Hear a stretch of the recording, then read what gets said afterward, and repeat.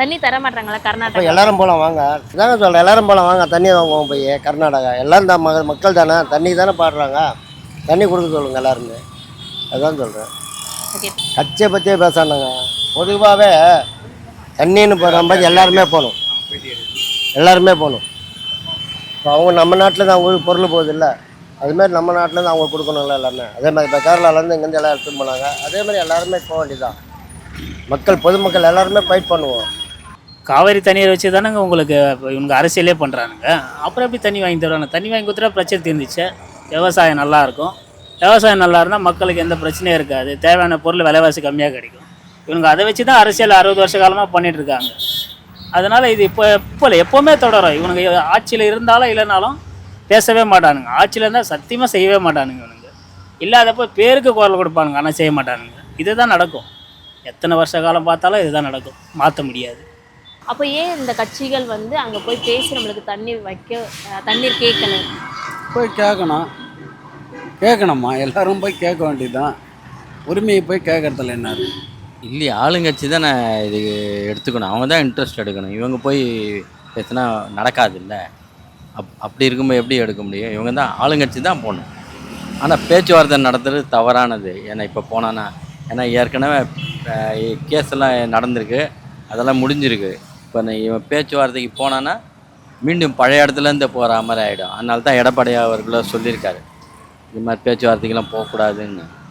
அதுதான் கரெக்டு, இப்போ முதலமைச்சர் போகக்கூடாது, பேச்சுவார்த்தைக்கு போகக்கூடாது.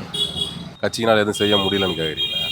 இது கட்சியும் இல்லை கோர்ட்டு மூலியம் பேச முடியாதுங்களா? மக்களோட மக்களாக தான் வச்சு பேச முடியும். பொதுமக்கள்கிட்ட போயிட்டு அவங்களோட கோரிக்கையை நேரடியாக போய் இங்கே போராட்டம் பண்ணுறாங்களே, போய் அந்த ஊரில் போய் அரசியல் அது போய் உட்காந்து போராட்டம் பண்ண சொல்லுங்கள். அவங்க செய்ய போகிறாங்க. அரசியல்வாதி பற்றி அவனுக்கு பிஸ்னஸ் தானே பார்ப்பானுங்க. இவங்ககிட்ட எதனா கிடைக்குமா, அவங்ககிட்ட எதனா கிடைக்குமான்னு அதை தான் பார்ப்பானுங்க. தண்ணி வேணுன்றது அது இயற்கையாக நம்மளுக்கு கொடுக்குது. இப்போ விஜய் போகிறான்னு சொன்னார், அங்கே மழை பெய்யுது, நாங்கள் திறந்து விட்டுறோம் அப்படின்னு. எங்களுக்கு தேவையில்லைன்னு திறக்க வர முடியாது, திறக்க தேவையில்லை அப்படின்னு என்ன பண்ணுவீங்க? உங்கள் ஊர் தான் அழிய போகுது. அப்போ கேட்குறப்ப நீங்கள் உங்களுக்கு கொடுத்துருந்தீங்கன்னா உங்களுக்கும் யூஸ் ஆகும், எங்களுக்கு யூஸ் ஆக போகுது. கேட்காமே நீங்கள் திறந்து விட்றீங்க. 5000 டிஎம்சி என்ன கேட்டால் இப்போ 20,000 டிஎம்சி திறந்து வராங்க. யாருக்கு இப்போ அது தேவையில்லை? இப்போ தண்ணி மழை பெஞ்சாலும் திறக்க மாட்டேறீங்களே, ஏன் அந்த வேலை? அந்தந்த டைமுக்கு தண்ணி எவ்வளோ தேவையோ இருக்கிறதால கேட்குறீங்க. உங்களுக்கு இல்லைன்னா நீங்கள் கேட்குற நியாயம் ஆல்ரெடி இருக்குது, அதில் கொஞ்சம் தானே கேட்குறாங்க. அது கொடுக்க தண்ணி தப்பு கிடையாது. என்ன இவனுக்கு அரசியல் அது அவனுக்கு ஆதாயத்துக்கு யூஸ் பண்ணிக்கிறாங்க. அதை அப்படியே காலத்தை ஓட்டிக்கலாம் அப்படின்னு. இன்றைக்கி நடக்குது. எம்ஜிஆர் கொண்டு வந்தார், அதுக்கப்புறம் கேட்காம தண்ணி இப்போ விஜய் நடுவில் இவங்க போய் என்ன போனாங்க இது வரைக்கும் ஒன்றே கிடையாது. அதுக்குள்ளே இவனுங்க போயிட்டு கோர்ட்டில் கேஸ் போட்டு தண்ணி திறந்து விட சொன்னு தானாக திறந்து விடுறது, இவனுக்கு போட்டு திறந்து விடுற மாதிரி திமுக ஐடியா பண்ணுறானுங்க. என்ன பண்ணுறது? ஒரு சிஎம் போகவே இல்லை யாருக்கிட்டேயும். டெல்லியில் சிஎம் மீட்டிங் போட்டால் அதுவும் போகல. அந்த எப்படி வருவாங்க? கர்நாடகாவில் ஏற்கனவே பிரச்சனை தான் கர்நாடகாவில். அதை எந்த கட்சி வந்தாலும் ஒன்றும் பண்ண முடியாது. அது ஆண்டு வந்தார். அங்கே கர்நாடகாவில் போயிட்டு காவிரி தண்ணிக்காக அவங்க பேசினாங்கன்னா அங்கே அவங்களுக்கு ஓட்டு கிடைக்காது. அதனால தான் அவங்க பேச மாட்டுறாங்க.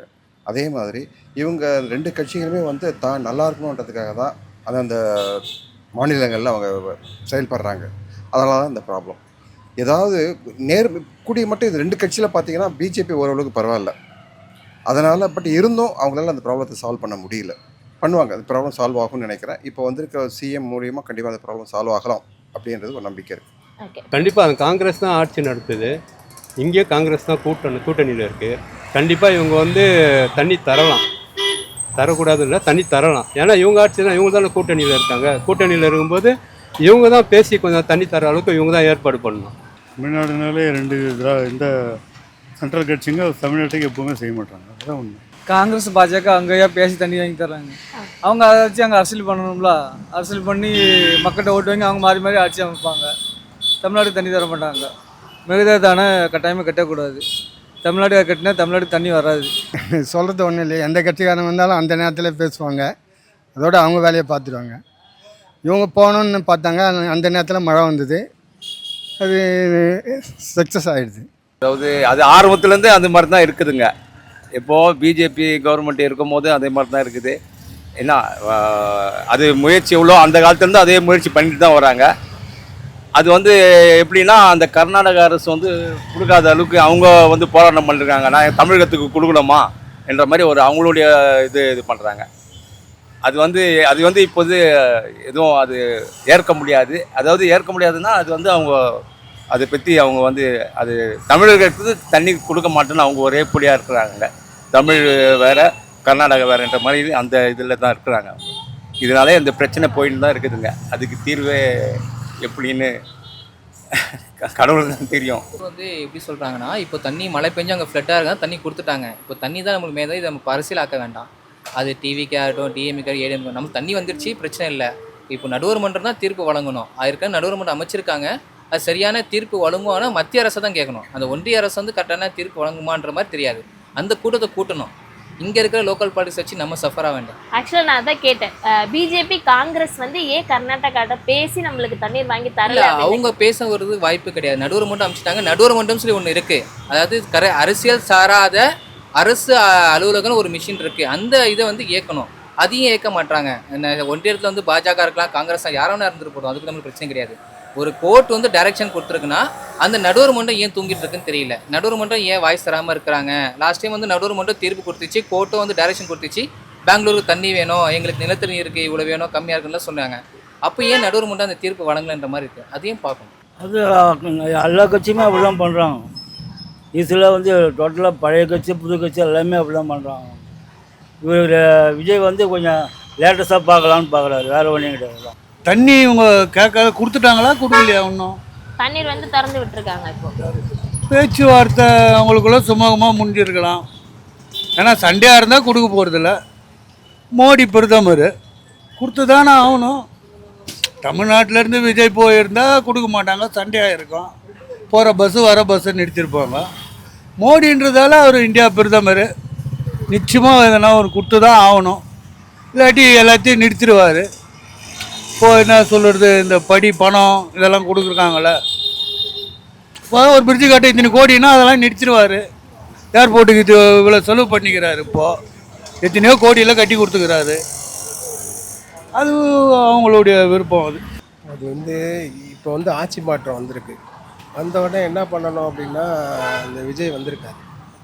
இப்போ விஜய் வந்து என்ன பண்ணணும்னா, அங்கே கர்நாடகத்துக்கு போகக்கூடாது. ஆல்ரெடி அது கேஸில் இருக்குது. அது ஆட்டோமேட்டிக்காக அவங்க கொடுத்து தான் ஆகணும். அது வந்து கண்டிப்பாக வந்து தான் ஆகும். அதுதான் நாங்கள் நினைக்கிறோம்.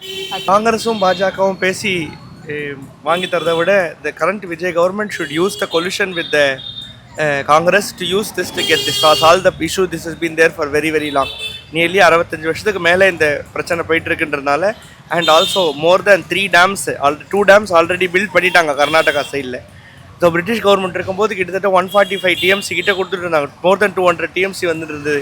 ஸோ அதை குறைச்சி the amount of TMC that we receive now is already reduced.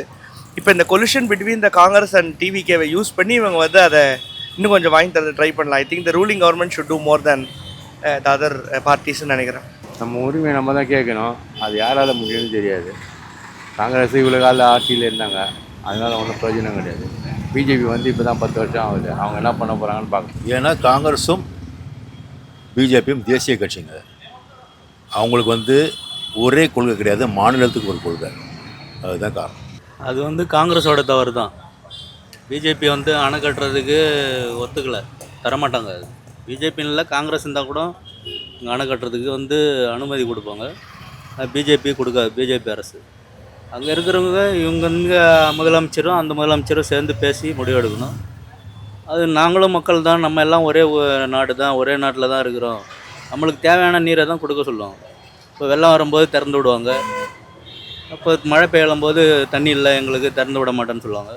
இருந்தாலும் நம்ம தேவை விவசாயம் பாதிக்கும், அது செஞ்சு தான் ஆகணும். 2 பேரும் சேர்ந்து பேசி எடுத்து முடிவு எடுக்கணும். அவங்க சப்போர்ட் பண்ணலன்னா தமிழ்நாடு கவர்மெண்ட்டு கேட்கணும்னு சொல்லிட்டு அவங்க இருக்காங்க. சீஃப் மினிஸ்டர் கேட்கணும்னு சொல்லிட்டு அவங்க இருக்காங்க. அதனால் அவன் தண்ணி தர மாட்டேன்றான். ஏன் தண்ணீர் அதை வாங்கி தரலன்னு நினைக்கிறீங்களா? எல்லாமே அரசியல் தான் பண்ணுறாங்க. அதனால தான் தண்ணி வாங்கி தர மாட்டேன்றாங்க. இங்கே இருக்கிற காங்கிரஸ் வந்து அங்கே காங்கிரஸ் இருந்ததுன்னா கேட்க மாட்டாங்க, அங்கே காங்கிரஸ் இருந்ததுன்னா இங்கே காங்கிரஸ் இருக்கனால கொடுக்க மாட்டேன்றாங்க.